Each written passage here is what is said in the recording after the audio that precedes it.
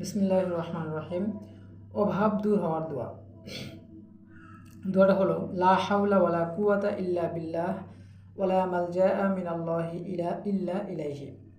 আবারও বলছি, লা হাওলা ওয়ালা কুওয়াতা ইল্লা বিল্লাহি ওয়ালা মালজাআ মিনাল্লাহি ইল্লা ইলাইহি। যারা আরবি পড়তে পারে না তাদের জন্য হচ্ছে এই যে বাংলা উচ্চারণটা দেওয়া আছে, তারা বাংলা দেখে মুখস্থ করে নিতে পারবে। লা হাওলা ওয়ালা কুওয়াতা ইল্লা বিল্লাহ লা মালজাআ মিনাল্লাহি ইল্লা ইলাইহি।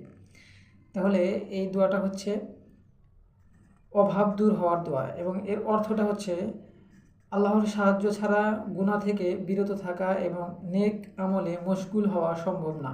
আল্লাহ তাআলার কাছ থেকে পালিয়ে যাওয়া কোনো জায়গা নেই, তার কাছেই আশ্রয় গ্রহণ করতে হবে। এটা হচ্ছে অর্থ। তাহলে আমরা যারা হচ্ছে অভাবগ্রস্ততায় আছি, পারিবারিক অভাবগ্রস্ততা এবং হচ্ছে বিভিন্ন ধরনের সমস্যায় থাকে টাকা পয়সা বিষয়ে, তো আমাদের জন্য উচিত এই দোয়াটা বেশি বেশি পড়া। এবং হচ্ছে এই দোয়া সম্পর্কে একটা বিখ্যাত তাবেঈ হযরত মাকহুল রহমাতুল্লাহি আলাইহি বলেন, যে ব্যক্তি এই বাক্যগুলো 7 বার বলবে, আল্লাহ তাআলা তার 70টি অভাব দূর করবেন। তার মধ্যে সবচেয়ে হালকা বিপদ হলো মানুষের অভাব।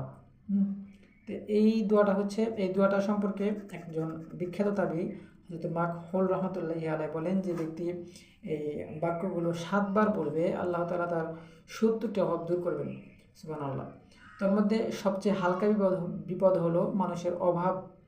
তো বেশি বেশি আমরা যারা মানুষের অভাব বা হচ্ছে টাকা পয়সার অভাব বা যে কোনো অভাব, সয় সম্পত্তি হোক বা চাকরির অভাব, সেগুলোর জন্য আল্লাহ তাআলা আমাদেরকে অনেকগুলাই দোয়া সাজেস্ট করছেন। তার ভিতরে অন্যতম হচ্ছে এটা একটা দোয়া।